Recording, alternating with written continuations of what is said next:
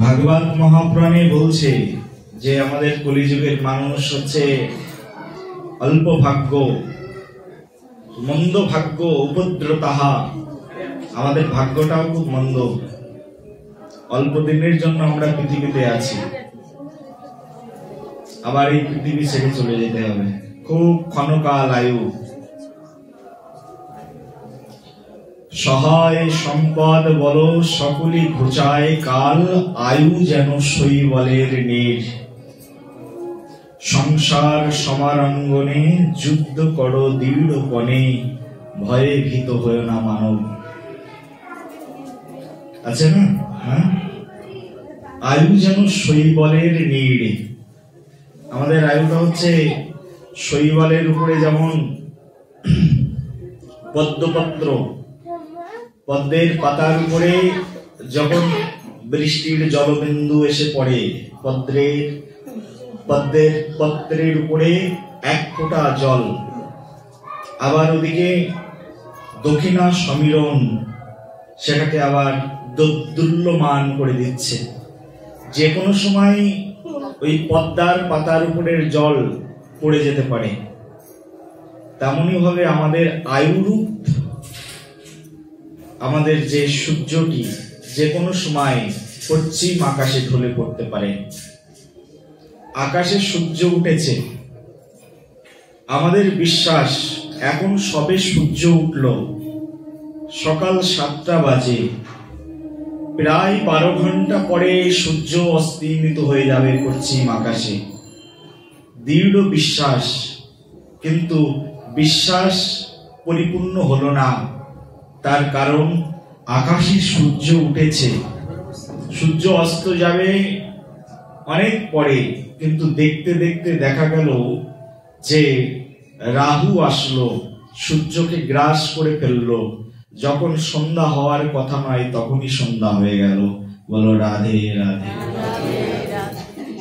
সূর্যের গতিবেগ পর্যন্ত, সূর্যের গতিবিধি পর্যন্ত তার বিপরীত মুখে গমনাগমন করেন। এমনই প্রকৃতির মধ্যে আমরা বাস করছি। আমরা প্ল্যান করছি সামনের বছরে আমরা বৃন্দাবনে ঘুরতে যাব। নেক্সট ইয়ার পর্যন্ত আমরা বেঁচে থাকবো কিনা কেউ বলতে পারি না। বলতে পারি পরের বছর পর্যন্ত আমার জীবনে আবার ফিরে আসবে। 10 তারিখে নিত্যানন্দ ভগবানের শুভ শুভ আবির্ভাব তিথি। কেউ বলতে পারি 10 তারিখ পর্যন্ত বেঁচে থাকবো? হতেই তো পারে এখনই আমার জীবন সূর্য অস্তমিত হয়ে যেতে পারে, এখনই হয়তো বা আমার অন্তিম দিবস চলে আসতে পারে। সেই জন্য আয়ু যেন শৈবলের নীড়। শৈবলের উপরে যে জলবিন্দু, সেই জলবিন্দুর মতো আমাদের আয়ু। যে কোনো সময় এই আয়ু ঢলে যেতে পারে। আজকে আমি কথা বলছি, আজকে আমি গাইছি, আজকে আমি নাচছি, হানিতায় হা গৌর বলছি, কালকে এমন সুযোগ হয়তো বা আমার জীবনে আর নাও আসতে পারে। সেই জন্য যারা বুদ্ধিমান ব্যক্তি সময় অতিবাহিত না করেই ভগবত চরণে আত্মসমর্পণ করেন। ভগবত চরণে, ভগবানের কাছে আত্মসমর্পণই আমাদের জীবনের একমাত্র লক্ষ্য।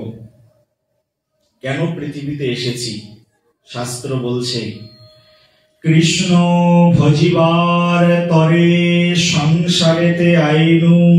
কেন এসেছি বলো? বলো, কৃষ্ণ ভজিবার তরে। কৃষ্ণ ভজিবার তরে সংসারেতে আইনু, নিচে মায়ায় বদ্ধ হয়ে বৃক্ষ সম হইনু। আমি নিচে মায়ায় বদ্ধ হয়েছি, বৃক্ষের মতো হয়েছি, কিন্তু এসেছিলাম সংসারে কৃষ্ণ ভজন করার জন্য, কিন্তু কৃষ্ণ ভজন আমার হলো না। কৃষ্ণ ভজন না করে জীবন চলে গেল, বৃথা দিন চলে গেল। আমাদের আচার্যপাদ বলছেন, সারাদিন কত আবাল তাবাল পাচাল পাড়িতে পারো, কই তাহার মধ্যে কখনো তুমি কি হা কৃষ্ণ গোবিন্দ বলিতে নারো।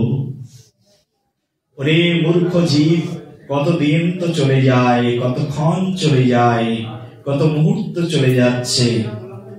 সারাদিন এর কথা ওর কথা, কত মানুষের কথা আলোচনা করে চলেছি।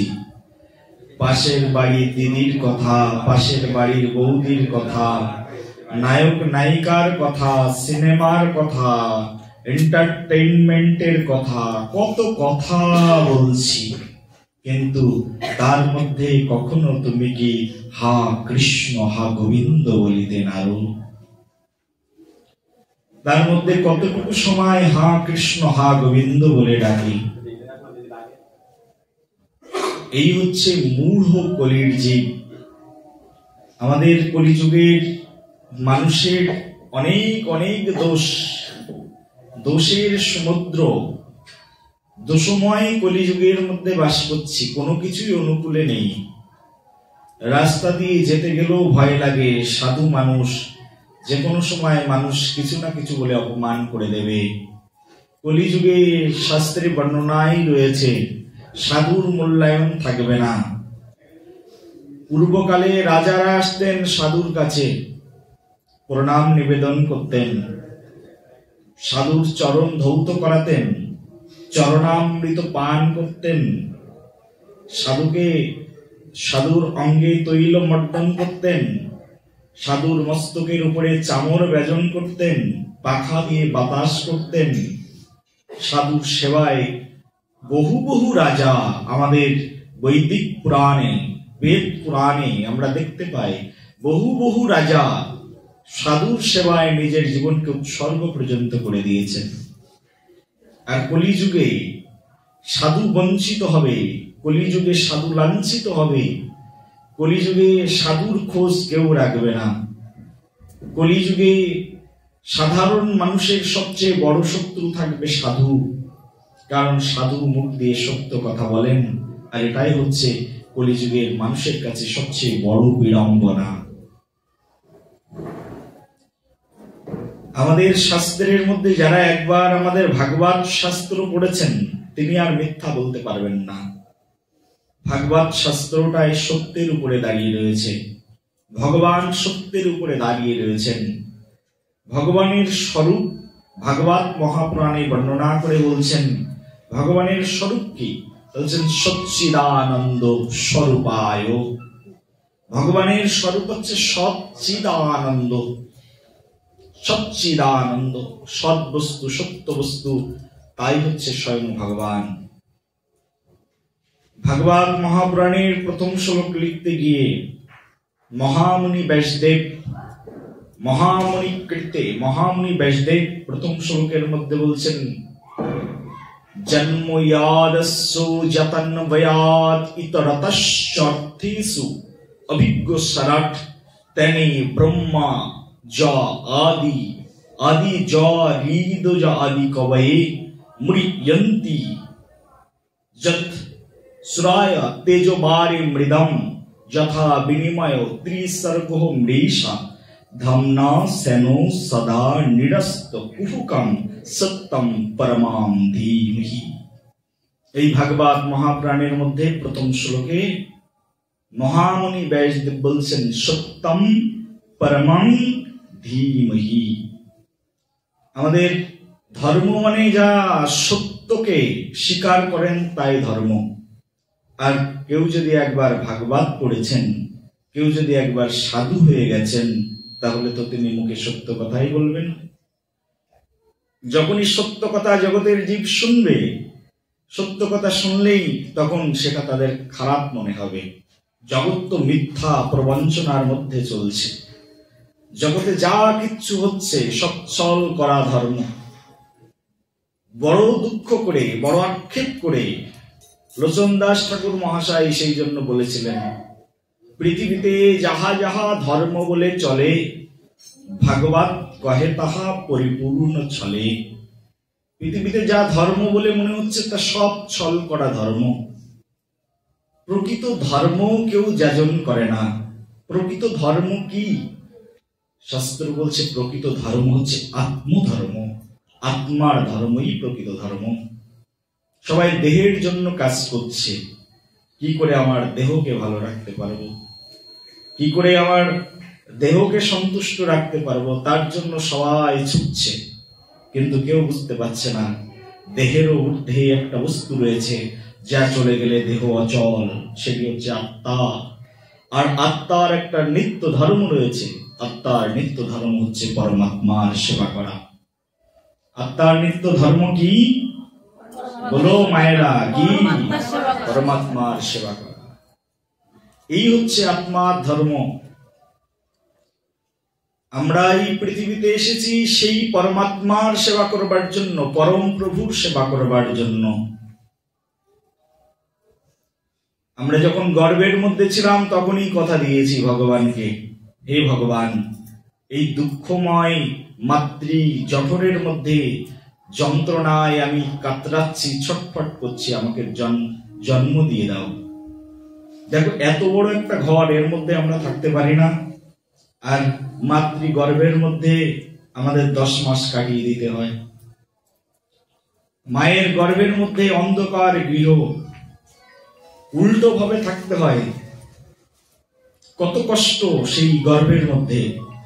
আর গর্ভস্থ শিশু তখন চিৎকার করে কেঁদে কেঁদে বলে, যখন 7 মাস বয়স, তখন সেই গর্ভস্থ শিশুর মুখ ফোটে, চোখ ফোটে, দেখতে পায়, অনুভূতি বুঝতে পারে, সব বুঝতে পারেন কি হচ্ছে না হচ্ছে। তখন সেই সন্তান চিৎকার করে কেঁদে কেঁদে বলে, হে প্রভু, আমাকে উদ্ধার করো, আমাকে রক্ষা করো বলে ক্রন্দন করেন, চিৎকার করেন। সেই 7 মাস বয়সে স্বয়ং প্রভু গর্ভের মধ্যে প্রবেশ করেন।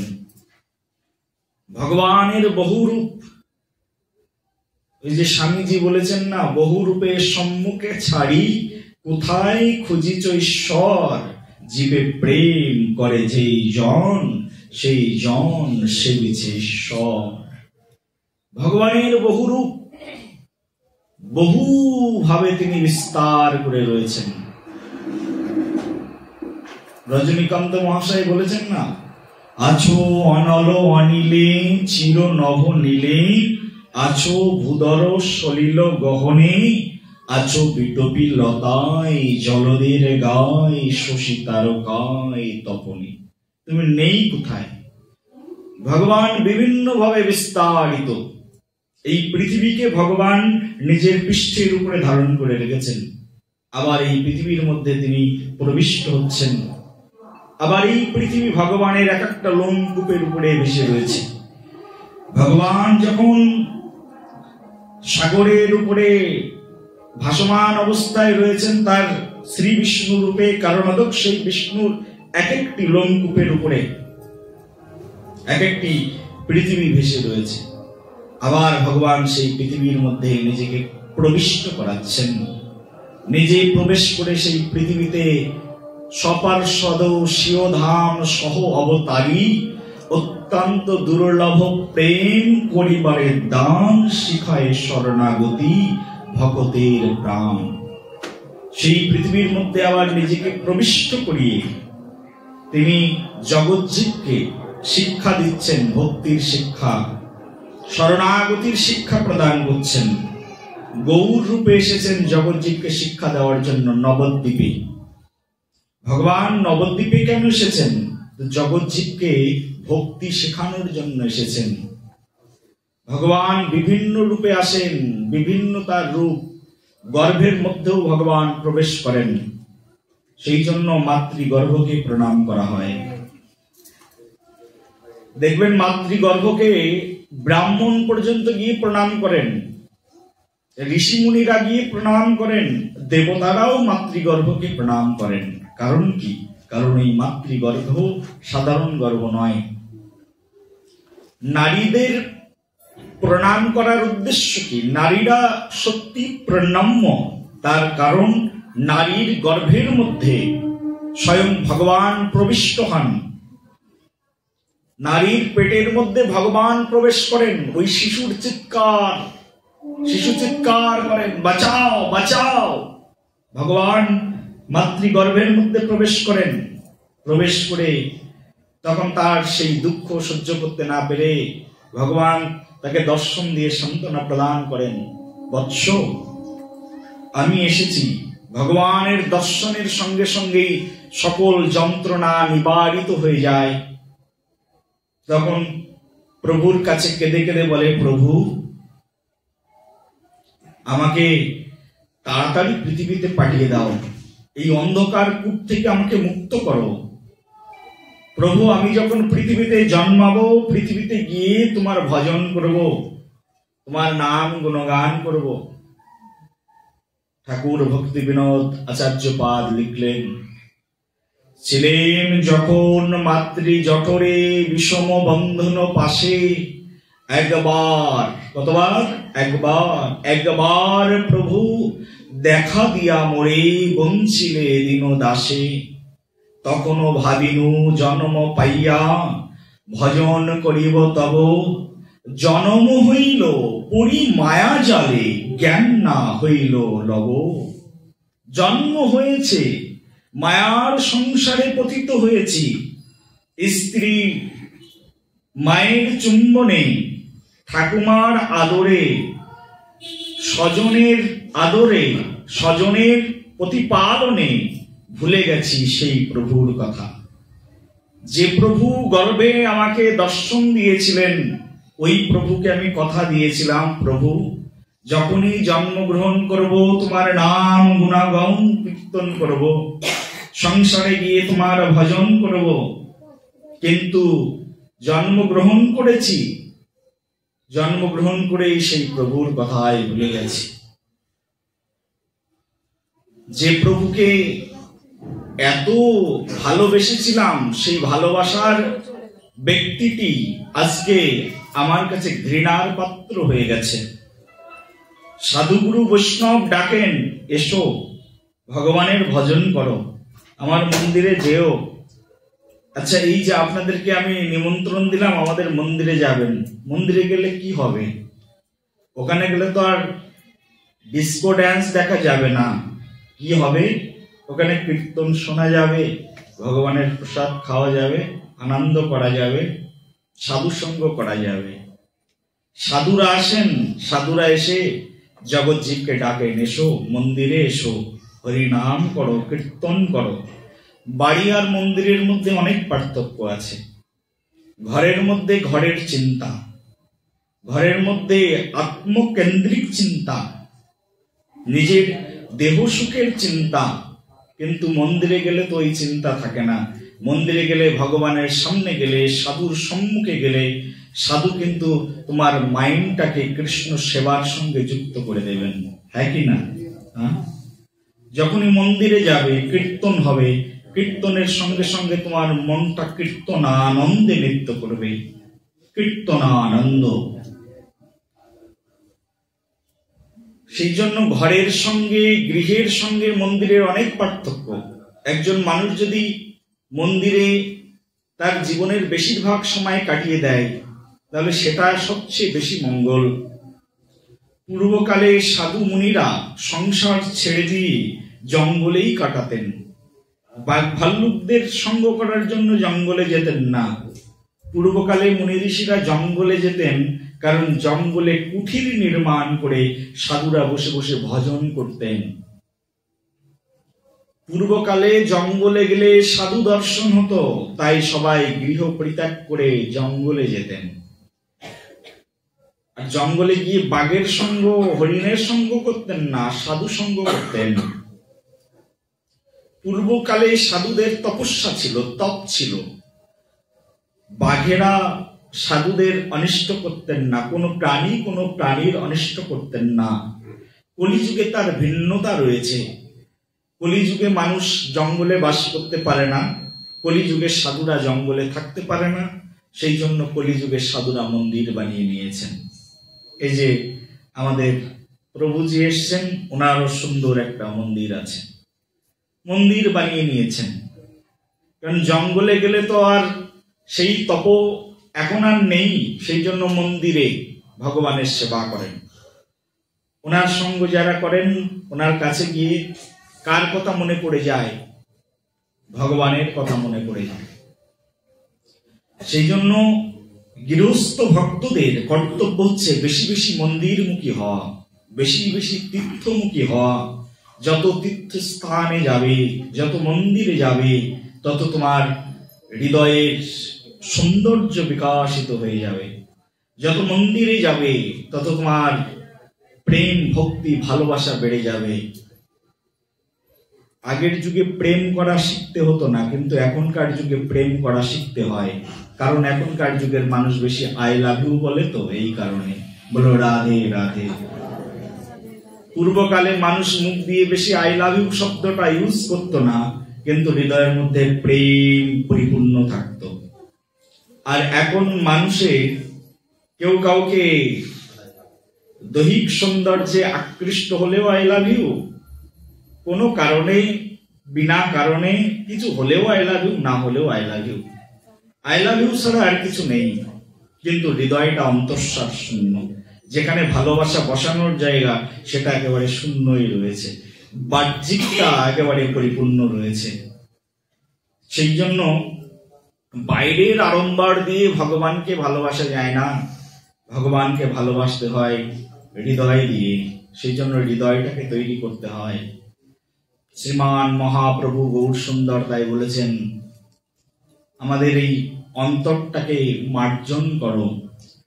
চেত দর্পণ মার্জনাম ভব মহাদগ্নি নিরবপনাম শ্রেয়া কৈরব চন্দ্রিকা বিতরণাম বিদ্যাবধু জীবনাম আনন্দাম বুদ্ধিবর্ধনাম প্রতিপদাম পূর্ণাম মৃতোবশ্বদনাম সর্বত্নস্নপনাম পরম বিজয়তে শ্রীকৃষ্ণ সংকীর্তনাম।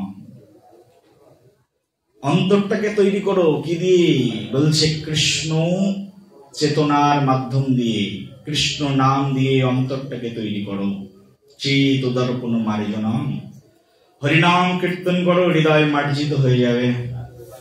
এই যে হরে কৃষ্ণ মহামন্ত্র জপিতে জপিতে যাবে, প্রেমাঙ্কুর হবে, সাধ্য সাধন তত্ত্ব জানিবে সে তবে।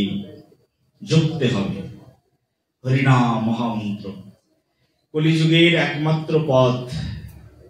হরে নাম হরে নাম হরে নাম কেবলম, কলিযু নস্তিব্বু গতিরন্যথা।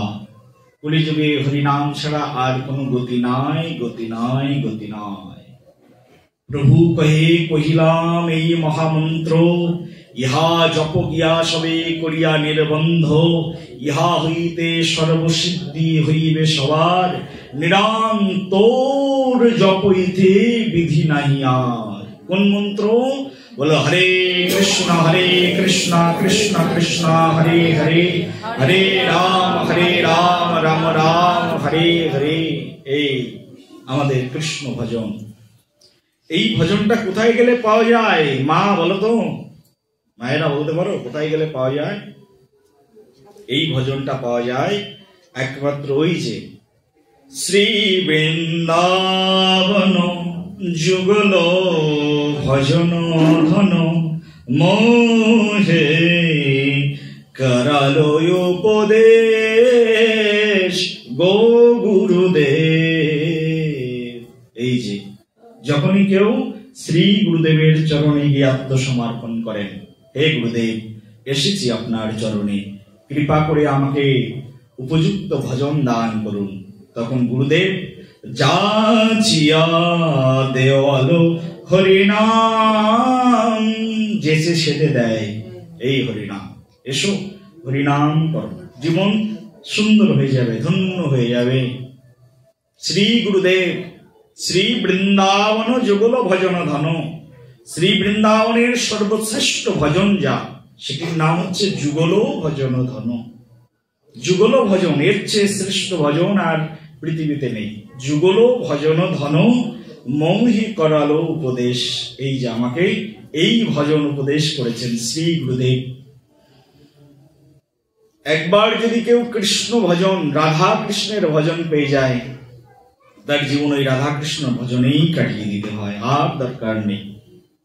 এই ছোট্ট একটাই তো জীবন, কতদিন বাঁচবো, কতদিন মাংস খাবো, হ্যাঁ কতদিন মাছ খাবো? জীবন তো এইটুকু, যে কোনো সময় মরে যেতে পারি, শেষ হয়ে যাবে। কত হাজার হাজার মানুষ মাংস খেতে খেতে মৃত্যুবরণ করছে। ডাইরেক্ট ভগবান তাদেরকে মাংস খেতে খেতেই মরেছে তো ভগবান বলবে তোকে শাস্তি দেব না, যা মাংস খাওয়ার প্রতি এতই যখন আসক্তি, বাঘ হয়ে জন্মা, আর ডাইরেক্ট ধরে ধরে খাবি, রান্না করে খাওয়া লাগবে না। বলো রাধে রাধে, প্রেম সে বলো আর জোরে। মাছ খেতে খেতে মরলাম, ভগবান বলবে শাস্তি দেব না, কারণ ভগবান শাস্তি দেন না, কর্ম ফলই দেন। যা জলে গিয়ে কুমির হয়ে জন্মগ্রহণ কর, বড় মাছ হয়ে জন্মগ্রহণ কর, ছোট মাছগুলোকে ধরে ধরে খাবি। এমনও দুর্লভ মানব জন্ম পাইয়া, রাধা কৃষ্ণ না বুঝিয়া, জানিয়া শুনিয়া বিষ খাইনি। বিষ খাওয়ার মতো এমন দুর্লভ মানব জন্ম পেয়ে যদি রাধা কৃষ্ণ ভজনই না করলাম, বিষ খাওয়ার সমতুল্য, মরেই যাব। বিষ খেলে বাঁচবো, মরেই তো গেলাম। সেই জন্য এমন দুর্লভ মানব জন্ম পেয়ে আমাদের কর্তব্য এই কৃষ্ণ ভজন করা। সেই জন্য মায়েরা যারা এসছেন এখানে, কৃষ্ণ ভজন করুন। কৃষ্ণ ভজন করবার জন্য গতি কি, পথ কি? বলে কৃষ্ণ ভজন করবার জন্য গৃহে বসে বসে করি তো কি করো? কৃষ্ণ ভজন জানো তুমি, করবে। জানবার জন্য তো যেতে হবে কার কাছে? শ্রী গুরুদেবের কাছে। কোন গুরুদেব? না, যে গুরুদেব বহুকাল ধরে শাস্ত্র গ্রন্থ অধ্যয়ন করেছেন, তার শ্রী গুরুদেবের নিকটে কাটিয়েছেন, ভজনের মধ্যে কাটিয়েছেন, তার কাছে যাও। মরমী ভক্তের কাছে যাও, প্রণয়ী ভক্তের কাছে যাও, যার প্রণয় হয়েছে রাধা কৃষ্ণের সঙ্গে। গুরুদেবের কাছে যাব, তবে সে গুরুদেব আমাকে আদেশ করবেন, ভজন শিক্ষা প্রদান করবেন। সেই জন্য যেতে হবে সাধু সঙ্গে। কোন সাধুর কাছে? প্রণয়ী সাধুর সঙ্গে, যার প্রণয় হয়েছে, যিনি কৃষ্ণ বিনে আন না কহেন, কৃষ্ণ বিনে আন না গাহেন, এমনও নিষ্ঠাবান সাধুর কাছে গিয়ে পড়ে থাকতে হবে। তার কাছে গিয়ে আদেশ উপদেশ নিতে হবে। ওই সাধু তোমাকে কৃষ্ণ ভজনের উপদেশ প্রদান করবেন। সব সাধু বলবেন না। রাবণও সাধু ছিলেন, রাবণ সাধু ছিলেন না? রাবণের মতো সাধুর কাছে গিয়ে যদি বলো কৃষ্ণ ভজন শিক্ষা দেন, শিক্ষা দেবেন কিনা? সেই জন্য কোন সাধুর কাছে যাবে? যে সাধু কৃষ্ণ বিনে আন না কহেন, কৃষ্ণ বিনে আন না গাহেন, কৃষ্ণ যার জীবন, কৃষ্ণ যার গতি, কৃষ্ণে যার মতি, সেই সাধুর কাছে গিয়ে আত্মসমর্পণ। তদ্বিদ্ধি প্রণিপাতেন পরিপ্রশ্নেন সেবয়া, উপদেক্ষন্তি তে জ্ঞানিনস্তত্ত্বদর্শিনঃ। সেই সাধুর কাছে চলে যাও, গিয়ে আদেশ নাও, উপদেশ নাও, পড়ে থাকো, হরি নাম করো, হরি ভজন করো, জীবন সুন্দর হয়ে যাবে। না হলে এই জগতে আসা যাওয়াটাই শুধু ব্যর্থ হয়ে যাবে। ভগবানকে সেবা করবার জন্য, ভগবানকে ভালোবাসবার জন্য ভগবান বেশি কিছু চান না, অল্পতেই ভগবান সন্তুষ্ট। তোমার স্বামীকে তুমি সন্তুষ্ট করতে চাও, অনেক কিছু দরকার। তুমি তোমার শ্বশুর মশাইকে সন্তুষ্ট করতে চাও, পুরো জীবনটা দিয়ে দেবে, তোমার শ্বশুর মশাই সন্তুষ্ট হবে না। তোমার শাশুড়িকে সন্তুষ্ট করতে চাও, কোনোদিন কোনো বৌমার পরে কোনো শাশুড়ি সন্তুষ্ট হয় না কলিযুগে। রাধারানীর মতো সাধ্বী রমণীর সেবাতে জটিলা কুটিলা সন্তুষ্ট নন দাপর যুগে, আর এ তো কলিযুগ। তোমার শাশুড়িকে তুমি সন্তুষ্ট করতেই পারবে না। তোমার উদর থেকে বেরিয়ে আসা তোমার পুত্রী, তোমার কন্যা, তাকেও সন্তুষ্ট করতে পারবে না। সব দিয়ে দিলে, নিজের কানের সোনাটাও দিয়ে দিলে, তোমার কন্যাকে সন্তুষ্ট করতে পারবে না। তোমার পুত্রকে নিজের বাড়িটা লিখে দিয়েছ, নিজের রক্তটা দিয়ে দিয়েছ, নিজের পুত্রকে মানুষ করতে করতে সন্তুষ্টই করতে পারবে না। এই জগতে কেউ সন্তুষ্ট নয়, কোনো মানুষ সন্তুষ্ট হতেই পারে না। It's very impossible matter for us. সম্ভবই নয় এই জগতের কোনো মানুষকে সন্তুষ্ট করা। কিন্তু আমার প্রভু শ্রী গোবিন্দ যত অল্পতে সন্তুষ্ট হয়ে যায়, এত অল্পতে কেউ কখনো সন্তুষ্ট হয় না। গোবিন্দ খুব অল্পতে কিসে সন্তুষ্ট হয়ে যায়? পত্রাম পুষ্পাম ফলাম ত্বাম ইয়ামি ভক্ত প্রিয়স্যতিহি তদহম ভক্ত পহারিতম अस्माমি প্রিয়াত্মনাম। ওইটুকুতেই সন্তুষ্ট, বেশি কিছু চাই না ভগবান। একটু ফল দাও, একটু ফুল দাও। এই যে এক ভক্ত নিয়ে এসছে না ফুল, এই যে ফুল, ভগবানের চরণে পুষ্প চড়িয়ে দাও, ওতেই সন্তুষ্ট ভগবান। একটা ফল গাছ থেকে নিয়ে এসে ভগবানকে দাও, ওতে সন্তুষ্ট ভগবান। একটা তুলসীর পাতা তুলে ভগবানের চরণে অর্পণ করে দাও, ভগবান এতে সন্তুষ্ট হয়ে যায়।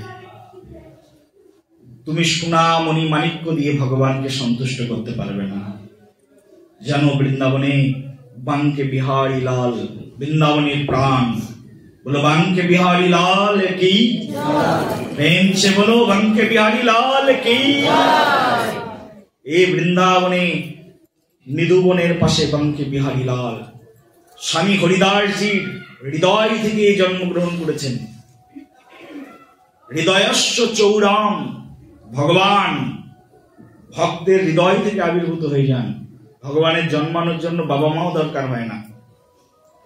প্রহ্লাদ বলছেন, প্রভু আমার প্রভু এখানে আছে স্তম্ভের মধ্যে, স্তম্ভের মধ্যে থেকে ভগবান নর সিংহ রূপ ধারণ করে বেরিয়ে এসেছেন। বাবা মার দরকার হয় ভগবানের জন্মানোর জন্য? স্বামী হরিদাস ভজন এমন তীক্ষ্ণ ভজন শুরু করেছেন, তার হৃদয় থেকে বাঙ্কে বিহারী বেরিয়ে চলে এসছে। এই স্বামী হরিদাস প্রতিদিন মাটির হাড়িতে, মাটির পাত্রে ভগবানকে ভোগ নিবেদন করতেন। মাটির হাড়িতে রান্না করতেন, মাটির পাত্র আর মাটির গ্লাস, তার মধ্যে জল দিয়ে এই বাঙ্কে বিহারী প্রভুকে ভোগ নিবেদন করতেন। একদিন পাশের এক রাজা এসেছেন ছদ্মবেশে। বাঙ্কে বিহারীর অনেক মহিমা শুনেছেন তো, রাজা এসেছেন বাঙ্কে বিহারীকে দর্শন করতে। রাজা মনে তার তো রাজকীয় ভাব থাকবেই, যতই ছদ্মবেশে আসুক না কেন। রাজা এসে দেখছেন যে বাঙ্কে বিহারীকে মাটির গ্লাসে জল ভোগ লাগানো হয়েছে, মাটির পাত্রে ভগবান খাচ্ছেন। রাজা স্বামী হরিদাসকে বলছেন, হে সাধক বর, আমার মনে একটু বাসনা হয়েছে। কি বাসনা বাবা?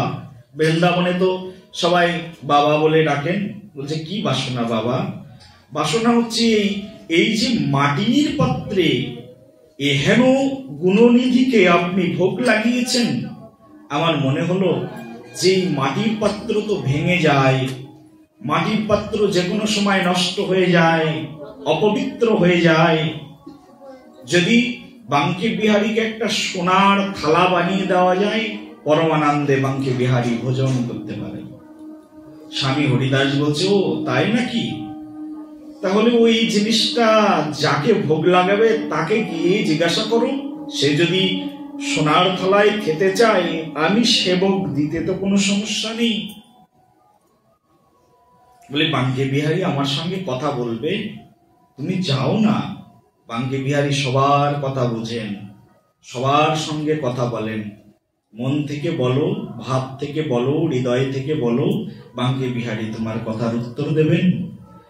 বাঙ্কে বিহারীর কাছে পুনর্গমন করলেন রাজা। গমন করে দেখছেন সেই যে পাত্রটা বাঙ্কে বিহারীর সম্মুখে দেওয়া আছে, সেই পাত্রর দিকে তাকালেন, মাটির পাত্র, আর দেখলেন সেই মাটির পাত্রে অসংখ্য কত কোটি কোটি মণি মুক্তা সেই মাটির পাত্রের সঙ্গে, যেমন করে স্টকের উপরে স্টক, ইটের পরে ইট, তার নিচে সিমেন্ট দিয়ে যেমন একটা বিল্ডিংকে দাঁড় করানো হয়, সেই মাটির পাত্রটার মধ্যে অসংখ্য হীরা মণি মুক্তা, সেটাকে ওই মাটির সিমেন্ট দিয়ে গ্রথিত করা হয়েছে। আর সেই পাত্রে বাঙ্কে বিহারী ভোজন করছেন। বলো রাধে রাধে।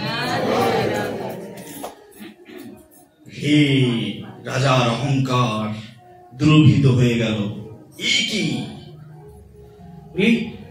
এত মণিমুক্তা বাঙ্কে বিহারীর ওই মাটির পাত্রের মধ্যে!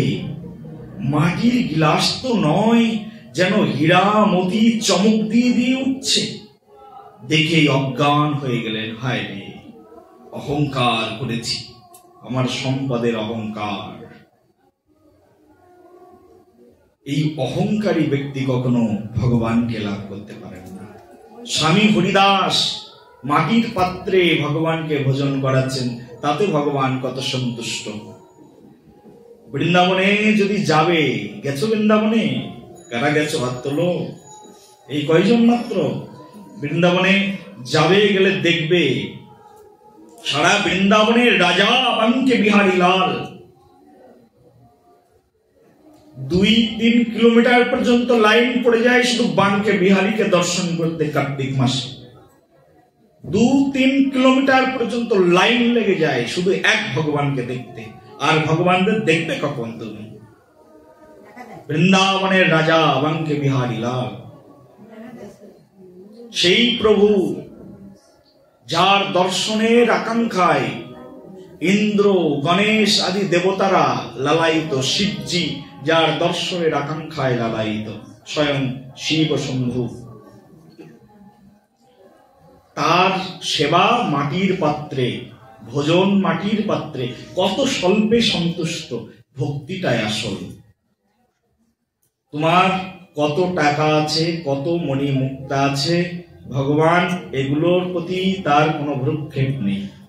ভগবানকে ভালোবাসতে এত কিছু দরকার হয় না। ভগবানকে ভালোবাসতে সুন্দর একটা মনের দরকার হয়। ভগবানকে ভালোবাসবার জন্য সুন্দর একটি সংস্কারের দরকার হয়। ভগবানকে ভালোবাসবার জন্য সুন্দর একটি শিক্ষার দরকার হয়। আর কিছু দরকার নেই ভগবানকে ভালোবাসতে। ভগবান তোমার সম্পদ সম্পত্তির ভোকা নয়। জঙ্গলের পর্ণকুটিরের মধ্যে থাকেন আমার ভগবান কৃষ্ণ কানাইয়া। তিনি দুর্যোধনের গৃহের রাজভোগ পরিত্যাগ করে বিদুরের ঘরে কলার খোসা খেয়ে জীবন ধারণ করেন। তিনি আমার ভগবান কৃষ্ণ কানাইয়া লাল। বলো কৃষ্ণ কানাইয়া লাল কি, বলো গিরিধারী গোপাল কি। ভগবানকে এত কিছু দরকার হয় না, অল্পতেই সন্তুষ্ট। খুব দুঃখ পেয়েছেন রাজা, যে বলছেন স্বামী হরিদাসকে, স্বামী হরিদাস আমি বড় অন্যায় করেছি, অহংকার করে ফেলেছি। আমি বলি মাটির মধ্যে এত কিছু আছে। স্বামী হরিদাস কাছে ডেকে বসিয়ে বলছেন, বসো বাবা, শোনো, পৃথিবীর সব মাটি মাটি, কিন্তু বৃন্দাবনের মাটি মাটি নয়। এই যে কপালে পড়েছি না, বৃন্দাবনের মাটি মাটি নয়, এটা রজ। কার রজ? একবার প্রয়াগরাজ, এই যে প্রয়াগরাজে কুম্ভ হচ্ছে, এই প্রয়াগরাজ এত পাপ জমা পড়েছে প্রয়াগরাজের মধ্যে। প্রয়াগরাজ পাপ সহ্য করতে না পেরে কাঁদতে কাঁদতে বসুন্ধরা মাতাকে বলছেন, মাতা আমার জীবন তো শেষ হয়ে গেল, আর কত পাপ গ্রহণ করব, আমাকে পাপ মুক্ত করো। বসুন্ধরা মাতা বলছে, চলো ব্রহ্মার কাছে। ব্রহ্মাজি বলছে, পাপ মুক্ত করার মতো একজনই আছে, তিনি হচ্ছেন স্বয়ং রাধা রানী। বৃন্দাবনে যাও, ব্রজগোপীদের কাছে যাও, প্রয়াগরাজ ঘোড়ার রূপ ধারণ করে, কালো একটা ঘোড়ার রূপ, যতবারই ঘোড়ার রূপ ধারণ করতে যাচ্ছে ততবার কালো হয়ে যাচ্ছে। এত পাপ প্রয়াগরাজের মধ্যে। তীর্থরাজ ঘোড়ার রূপ ধারণ করে বৃন্দাবনে গেছেন। বৃন্দাবনে গিয়ে পাপ মুক্ত হওয়ার জন্য ওই বৃন্দাবনের ধুলায়, যেখানে বৃন্দাবনের গোপী বৃন্দের পদরজ যেখানে পড়ে আছে, সেই বৃন্দাবনের ধুলায় গিয়ে শুধু লুটোপুটি করলেন। কয়েক মিনিটের লুটোপুটিতে সেই একেবারে সেই কালো ঘোড়া সাদা ঘোড়ায় পরিণত হলেন, আর প্রয়াগরাজ সব পাপ থেকে মুক্ত হয়ে গেলেন। বলে গৌর প্রেমানন্দে। এই হচ্ছে বৃন্দাবন ধাম।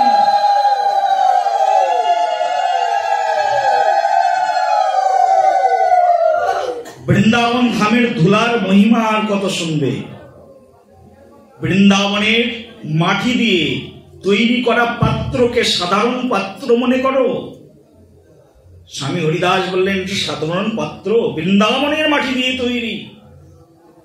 স্বয়ং ব্রহ্মাণ্ডনাথ, স্বয়ং ব্রহ্মাণ্ডপতি এই বৃন্দাবনে জন্মগ্রহণ করে শিশুকালে একেবারে মাটি তুলে নিয়ে গালের মধ্যে দিয়ে সন্দেশের মতো খেতে শুরু করেছিলেন। সেই মাটি এই বৃন্দাবনের মাটি। সন্দেশ যেমন ছোট বাচ্চা একেবারে নরম সন্দেশ পরমানন্দে ছোট্ট শিশু যেমন গ্রহণ করেন, স্বয়ং ব্রহ্মাণ্ডনাথ ব্রহ্মাণ্ডপতি ওই বৃন্দাবনের মাটিকে গালের মধ্যে দিয়ে আস্বাদন করেছিলেন। এই বৃন্দাবনের মাটি। বৃন্দাবনের মাটিকে কি মনে করো? বৃন্দাবনের মাটি স্বয়ং খেয়েছেন ব্রহ্মাণ্ড ঘাটে ভগবান। এখনো পর্যন্ত বৃন্দাবনে যারা যায় ওখানে গিয়ে মাটি ভক্ষণ করে। বৃন্দাবনের মাটির এরকম মহিমা। বৃন্দাবনের মাটি যদি একবার কেউ কপালে ধারণ করে তার জীবন ধন্য হয়ে যায়। সৌভাগ্য অধিষ্ঠাত্রী দেবী তার ললাটের মধ্যে এসে অবস্থান গ্রহণ করে। সাধারণ কথা নয়। কোন কোন মানুষ তো আবার বৃন্দাবনের মাটি দেখলেই রেগে যায়, এমনও আছে। কালো তিলক পড়েছ বেটা, মনটা কালো তাই তুমি কালো তিলক পড়েছ, আমাকে একজন বলেছে। বাবা ঠিকই বলেছ, আমার মনটা তো খুব কালো, তুমি একটু আমার মনটাকে সাদা করে দাও। কালো তিলক নয় এটা, বৃন্দাবনের মাটি, বৃন্দাবনের রজ। যে রজের আকাঙ্ক্ষা ব্রহ্মা আদি নারদ আদি দেববৃন্দরা করে থাকেন। তেনে ব্রহ্মা হৃদজাদি কবয়ে মুর্জয়ন্তি যৎসুরয়া। ব্রহ্মার হৃদয়ে ভগবান যে দিব্য জ্ঞানের সঞ্চার করেছিলেন, সেই জ্ঞানের গর্ভভূমি হচ্ছে শ্রীরাম বৃন্দাবন। এই বৃন্দাবনের বৃন্দাবন নাথ, বৃন্দাবনেশ্বরী, বৃন্দাবনের ব্রজগোপীগণ যেখানে অবস্থান গ্রহণ করছেন, সেই ধুলিতে একবার যদি কোনো ভক্ত গিয়ে পৌঁছে যায় তাহলে তার জীবন ধন্যাধিধন্য হয়ে যায়। রাধে রাধে। সময় থাকতে শুধু ভক্তগণ একবার বৃন্দাবনে আসুন। একবার বৃন্দাবনে গিয়ে পৌঁছালেই জীবন ধন্য হয়ে যাবে।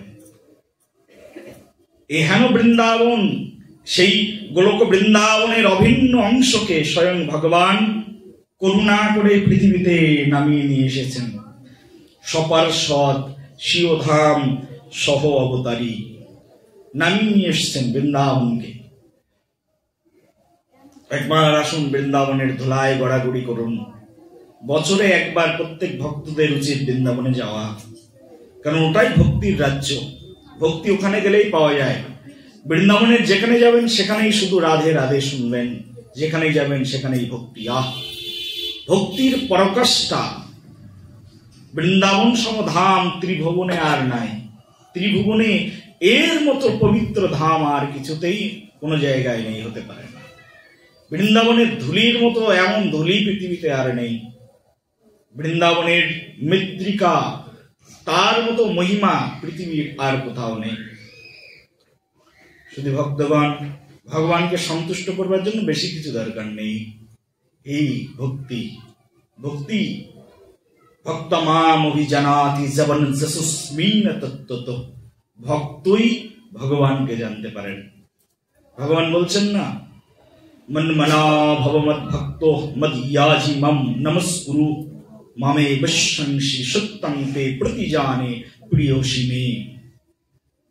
আমার ভক্ত হয়ে যাও, আমাকে নমস্কার করো, আমার পূজা করো।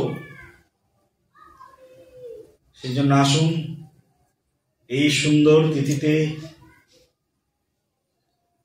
বিনা পানির মুখরিত দিনে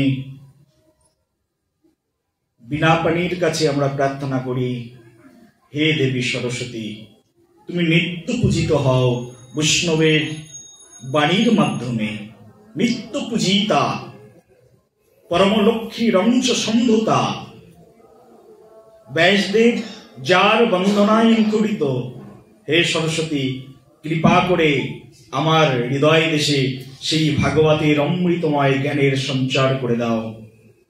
আমার জিহ্বায় তোমার দিব্য নাম কীর্তনের সৌভাগ্য করে দাও, জীবন ধন্য হয়ে যাবে।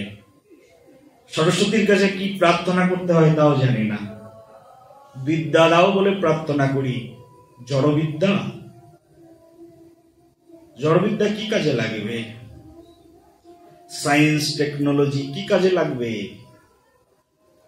জড়বিদ্যা আছে যত মায়ারও বৈভব, তোমার ভজনেতে বাধা। কি কাজে লাগবে জড়বিদ্যা? হে সরস্বতী আমাকে বিদ্যা দাও, যে বিদ্যা পরম বিদ্যায় পরিণত হয়ে পরম প্রভুর সেবার উপযোগী হয়, সেই বিদ্যা আমাকে প্রদান করো। আসুন এই প্রার্থনায় আমাদের আজকের এই দিন অতিবাহিত হোক। প্রত্যেকটি ক্ষণ যেন রাধা গোবিন্দের শরণায় শরণামৃত লাভে, রাধা গোবিন্দের চরণামৃত লাভে, রাধা গোবিন্দের প্রসাদী লাভে আমাদের জীবন ধন্য হয়ে যায়। এই কামনা করেই আজকের ভাগবত কথার এখানেই বিশ্রাম। সবাই অনেক অনেক ভালো থাকুন, সুস্থ থাকুন। আমার মতো নরাধমকে কৃপা করবেন। দেবী সরস্বতী আজকের দিনে প্রকটিত রয়েছেন স্বয়ং অর্থধামে। তিনি যেন আমার মুখে কৃষ্ণ নাম, কৃষ্ণ গান, কীর্তনের সৌভাগ্য